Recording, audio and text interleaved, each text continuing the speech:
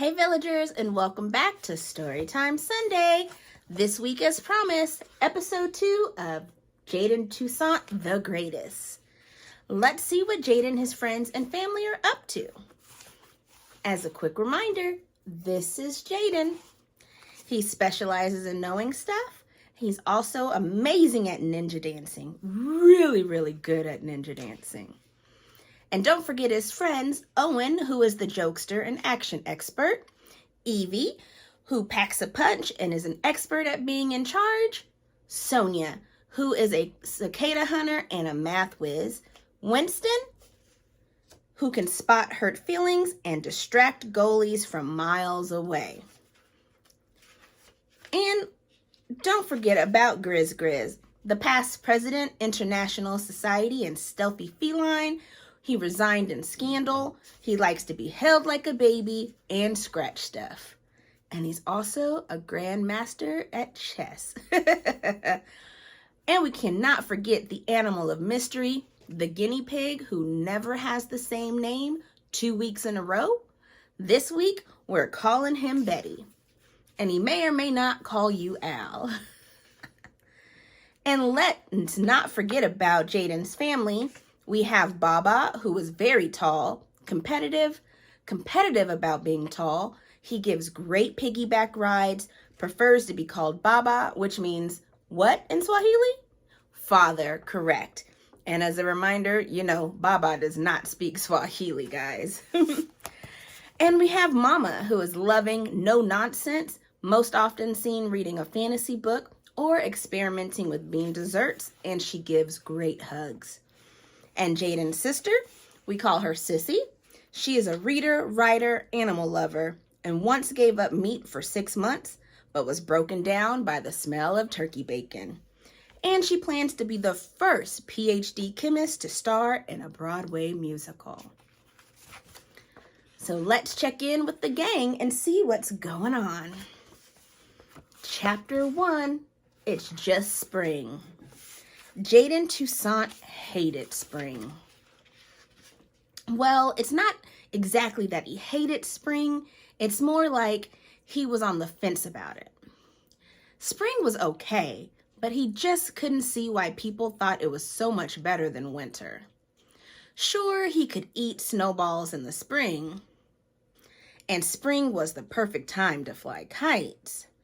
But there was no way any of the spring stuff could compete with his super duper ultra deluxe winter coat. You see, 4 months earlier, Jaden Toussaint's mom had let him pick it out from the catalog, and it was pretty much the coolest coat ever. It was windproof, water resistant, and had a fancy fuzzy lining that could zip in and out. It even had a hood. It was a super sweet coat. Look at that coat. That is amazing.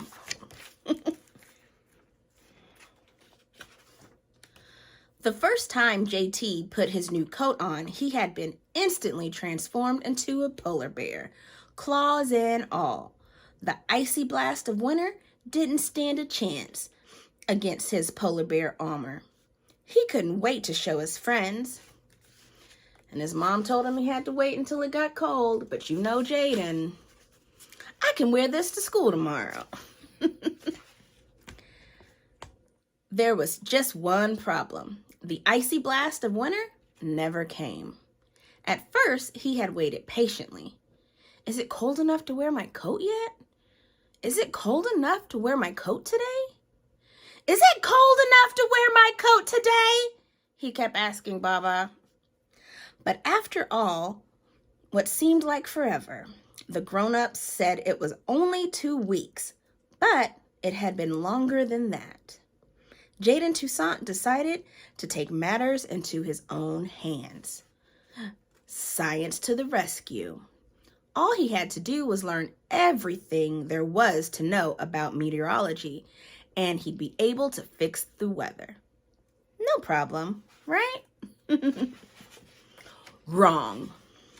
By the end of the so-called winter, Jaden Toussaint had learned an awful lot about meteorology, But he still hadn't discovered a way to make the weather do exactly what he wanted, when he wanted. Despite his efforts, it had only got cold enough for Jaden Toussaint to wear his coat twice. And both of those times had been on the weekend. There's no school on the weekend. How was he supposed to magically transform into a polar bear for his friends when he never even got to wear his coat to school? Then silly old spring arrived, and JT's mother had packed his beautiful, extraordinary, magical coat into the back of the closet with all the other winter things. Never to be seen again. Possibly. Well, at least not until next winter. And that was really, really, really far away. Oh, sad face. Some people might think spring is puddle wonderful, but Jaden Toussaint totally agreed with that poet. It's just spring. Calm down, people. What's the big deal? As far as he could tell, there was nothing about spring that could even sort of compete with a polar bear. But then the mail came. Ooh. Chapter 2, Dr. Hoodoo. Nope, sorry. Dr. Who. Like an owl. There was one good thing about spring that Jaden Toussaint had forgotten. The spring issue of Doctor Who. Doctor Who was a comic book, but it wasn't just any comic book. It was the best, most action-packed comic book in the world. It had a genius owl, a robot cat, a pygmy, marmoset, tons of aliens from outer space, and a time machine tree that was bigger on the inside. Baba told Jaden, "I'm sorry about your coat, bruh." Jaden being nonchalant, "What coat?" You gotta love Jaden, guys. Doctor Who was so cool that just seeing it zapped all the thoughts of JT's winter coat right out of his head. Technically, the comic book belonged to Sissy, and he had a vague memory of someone telling him something about it maybe being too scary for him. But when he saw it just lying there at the top of the pile, he couldn't resist to take a quick peek. Ooh, look at the graphics of the comic book, guys. Doctor Who says, "I promised you a vacation. Didn't I, Tums? How does a planet where it's always spring sounds?" Like spooky laughter. Spooky laughter? Oh no! At first, it was nothing too terrible. They did a little time travel, ran into a band of chuckling cherubs. Doctor Who and Thumbs almost fell into an eternal fit of laughter. Feline stepped in to save them just in time.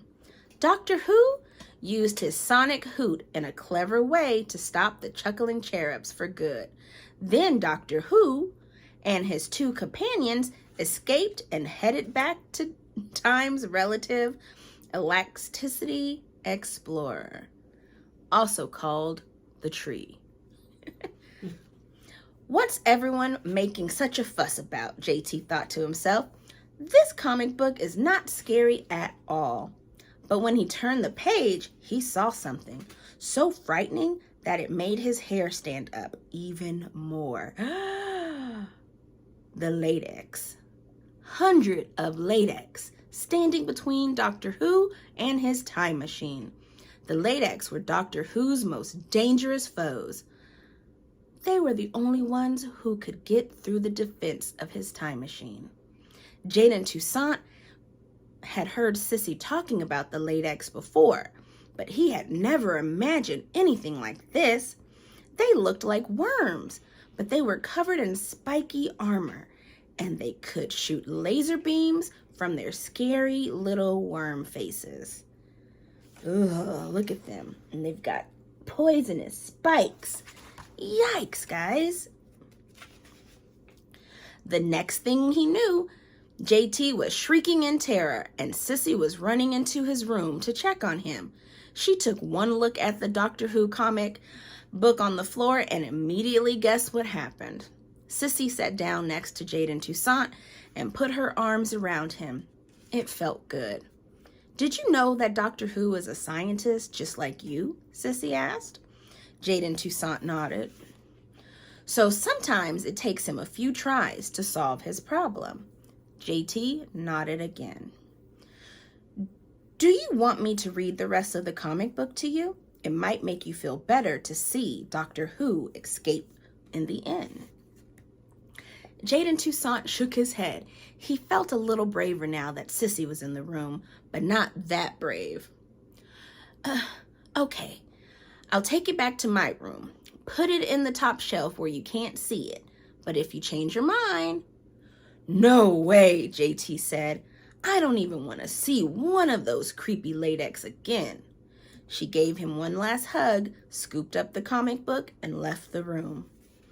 After playing with Grizz for a while, Jaden Toussaint's thoughts turned to happier things, like Torampu cards and school. Before he knew it, the Ladeks were completely out of his head. And good riddance. Chapter 3, the Ladek invasion. Oh boy. They came to his school. When Jaden Toussaint arrived at school the next morning, something seemed strange, but he couldn't quite put his finger on it. His shrieking brought Sissy over from where she had been talking to her friends. It's Ladek, JT stammered. "And they're everywhere." Sissy looked where Jaden Toussaint was pointing, but she didn't see any Ladeks. She saw something different. "Toots," she said. "Those aren't Ladeks. They're caterpillars. Buck moth caterpillars." I know," JT blurted out. Pause. The thing is, he didn't really know. I mean, now that Sissy said they were caterpillars, they did kind of look like caterpillars, and he felt silly for insisting they were aliens who had traveled from another dimension, so he just went along with it. Unpause. Okay then. "Do you want to take a closer look with me?" Sissy asked. Jaden Toussaint was a little nervous. He wanted to say yes. After all, every good scientist knows about the power of observation. Having a closer look couldn't hurt. But even though he knew that, and even though he believed Sissy when she said the strange little creatures were just caterpillars, he still felt weary. Seeing JT was a little hesitant. Sissy crouched down first. She was less than a foot away from the thing and seemed to be watching it intently. Wait a minute. Wait just 1 minute. Was Sissy out sciencing at him? Uh-oh. No way. No way was Jaden Toussaint gonna let that happen. He walked over to where Sissy was and knelt down beside her. Up close, the buck-mouthed caterpillar didn't look nearly so scary. It stretched and rippled as it moved, kind of like an accordion on legs. Sure, it was covered in tiny little spikes, but the spikes were actually kind of cute. He wondered if they just looked hard or if they actually were hard. JT reached out to touch it, but before he could, Sissy had pulled his hand away. First of all, she said in a grown-up voice, when you are doing an investigation, you never touch unfamiliar creatures with your bare hands. I know, JT said. Pause. Truthfully, he had forgotten about that safety rule, but he was so frustrated with himself for forgetting it that I know was just the first thing that came out. Unpause. Second of all, Sissy continued, I only know 2 things about this kind of caterpillar. 1, they come out every spring, and 2, they sting. They sting? What? Jaden Toussaint was just about to ask Sissy so many questions like, why'd you let me put my face so close? And seriously, every spring? And how sure are you that this isn't a Ladek? Then the bell rang, and everyone ran to line for the start of the school day. Chapter 4, Boots. JT, Evie, Sonia, Winston, and Owen were all assigned to the Science Center that morning.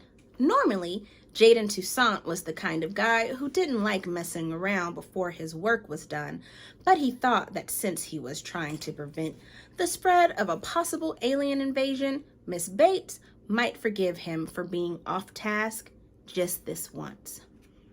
He told them everything. The comic book, the Ladeks, how the Ladeks bore an uncanny resemblance to what Sissy said were buck moth caterpillars, and how, even though he thought Sissy was probably right about them being caterpillars, he didn't want to rule out the possibility that they were evil alien invaders. You know, just in case. And as proof of their possible alien nature, he told his friends about the stinging.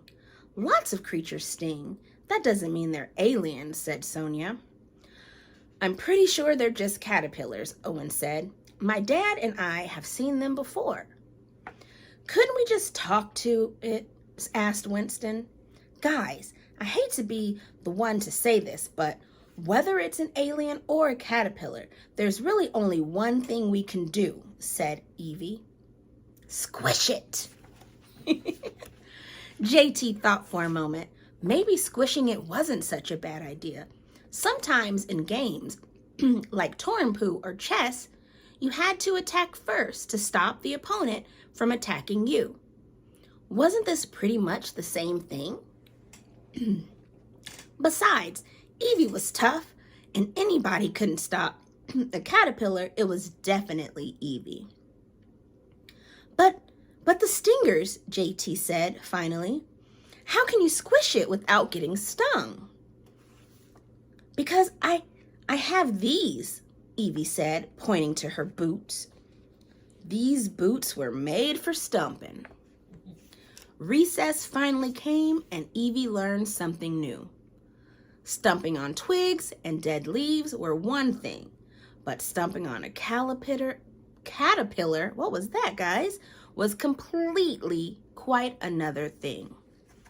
Evie took one look at the caterpillar and had a change of heart. He's so cute, she exclaimed. Look at him with his spiky little armor. He's adorable.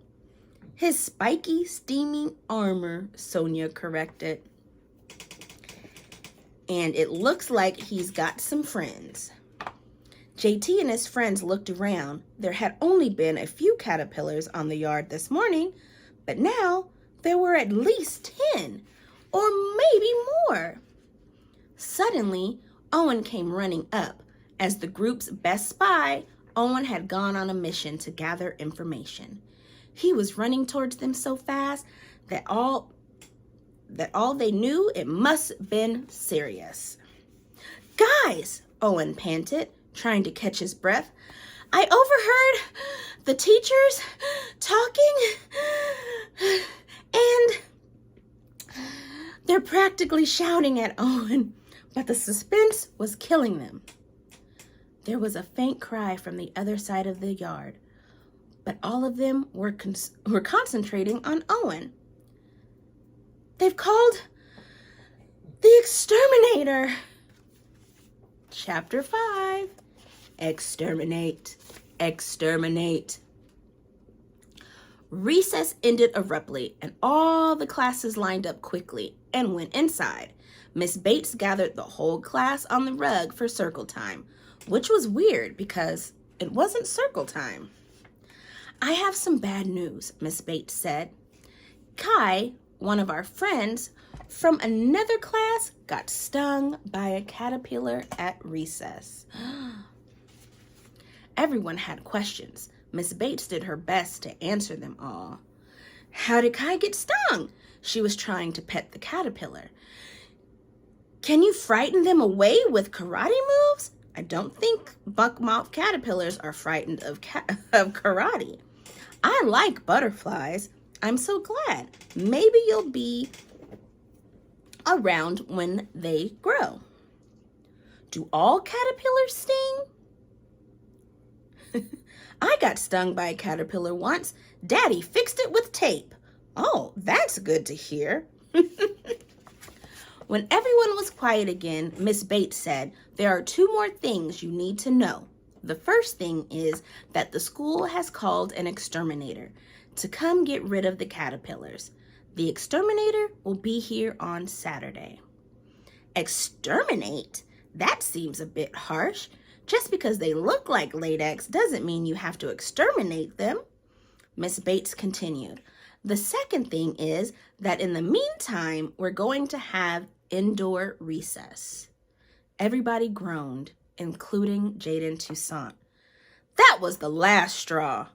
Miss Bates thought they were groaning because they didn't like indoor recess. So she started talking about the fun things they could do inside and how important it was to keep everyone safe. Jaden Toussaint actually liked having indoor recess. It gave him an extra chance to use the computer station. So that's not what he was groaning about. He was still thinking about the exterminator. The exterminator couldn't be the only way to stop the caterpillars. There weren't enough of that many to go around. What would Dr. Who do? JT hadn't finished the comic book, but he was pretty sure that Dr. Who would think like a scientist. And Jaden Toussaint knew all about thinking like a scientist. All he had to do was figure out a way to save the caterpillars, stop everyone from getting stung, make it safe to play on the playground, and work it all out before Saturday. Whew! Now that he thought of it, it did seem like a lot. He still thought he could do it, but he knew he couldn't do it alone. Luckily, he didn't have to. Chapter 6, 5 heads are better than 1. Look at them all working together, guys. Winston, Sonia, Owen, and Evie convinced their parents to let them hang out at JT's house after school. The grown-ups kept calling it a play date, but they all knew the truth. They had work to do. Next stop, research. Mama made popcorn, Sissy helped them print information from the internet, Jaden Toussaint pulled out every one of his nature books and magazines. Then he and his friends got down to business. 2 hours later, they knew a whole lot more about buck-mouthed caterpillars. Winston found out that some caterpillars communicate with their rear ends. Evie learned that caterpillars' cute little spikes were really hollow spines attached to a venom gland. Awesome. Owen found a cool chart of the life cycle of the buck moth. Jaden Toussaint read that buck moth caterpillars only crawl to the ground to find a place to change into adults. Sonia learned that sometimes the wind blows the caterpillars off course. Lots of information, 0 ideas. Thanks to his gigantic brain, most ideas just popped right into JT's head without him trying. But this caterpillar thing was a toughie, and they were running out of time. It was almost time for everyone to go home. For stubborn problems like this one, there was only one surefire way to kick his brain into gear. Is it, guys? Is it time for? Yes, it is. A 3-minute dance party. We love when Jaden does his dance party. Oh, he did his warrior worm. Oh, yeah. His hooting owl. Whoop, whoop. His synchro, his rainbow. He even did the ninjas on the tiptoe. He did the shadow and the sneaky little elf. Look out, guys. I think could it be? Yes. he's got an idea. Then out of nowhere, it started. That swirly, whirly, zinging feeling he got whenever he was on the verge of a brilliant idea. And just like that, Jaden Toussaint knew what to do. Chapter 7, Oscar. The plan was set. Operation Save Caterpillars and Research was in motion. Everybody had a part to play. Evie was in charge of warning signs. Owen's job was to protect the caterpillar's path. Sonia was in charge of leaf blowers. And Winston was in charge of teaching everyone about caterpillar safety. Good job, guys. Jaden Toussaint was in charge of body armor. You see, one thing JT and his friends had learned about buck-mouthed caterpillars is they don't use their painful spines on purpose. The spines are just an automatic layer of protection to keep them safe from predators. Well, if the caterpillars had an automatic layer of protection, then humans should too, right? Jaden Toussaint knew just the thing.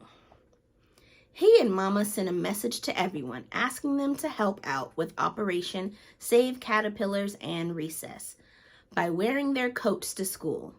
JT thought the message should say polar bear armor instead of coat because coat sounded plain, but Mama said that might be confusing. By the next morning, Jaden Toussaint was so excited that he woke Mama up a teensy bit earlier than she'd like to see if everyone had gotten the message. It looked like they had. And best of all, Jaden Toussaint finally got to show his polar bear coat at school. It turned out that he wasn't the only one who had been looking forward to wearing his coat. Look at all of them in their polar bear coats. Even though it was kind of hot outside, wearing their coats and saving caterpillars seemed to make the whole school happy. JT could tell they were happy because they were all smiling. The kids wearing coats were smiling. The parent volunteers were smiling while they blew caterpillars into the safe zone with the leaf blowers. Even the warning signs seemed to smile as they sparkled in the morning sun. With everyone pitching in, the playground practically looked like a party. Do you know what? That did the trick. When the principal, Miss Nelson, saw how hard everyone was working to save the caterpillars and recess, she was so inspired that she canceled the exterminator and decided to come up with a new plan. Miss Bates' class was there to help. After a little trial and error, they came up with a plan to protect the whole playground at once. A giant tarp. If they stretched it really tight and tilted it towards the ground, on one end, the buck-mouthed caterpillars that got blown out of the oak trees would slide away from the playground instead of landing on it. Miss Nelson was so proud of Jaden Toussaint and his friends that they each got a sticker. Afterwards, they all went to celebrate with a picnic in the park, and Jaden Toussaint finally worked up the courage to let Sissy read him the rest of Doctor Who. And guess what? Even with all his fancy time traveler technology, Doctor Who had come up with pretty much the same solution as JT and his friends. Who needed time travel? With friends like these, he was already the greatest. Now that was a fun adventure, guys. Tell us in the comments, did you like this episode of Jaden Toussaint? He used some amazing brain power. He worked together with his friends and the adults to help save the caterpillars and recess. Have you come across anything like this in your life where you had to work together with your friends and family to get something done? Let us know. Thank you guys for joining us for another Storytime Sunday. Come back next week when we read episode 3 of Jaden Toussaint the Greatest. Have a great week, guys.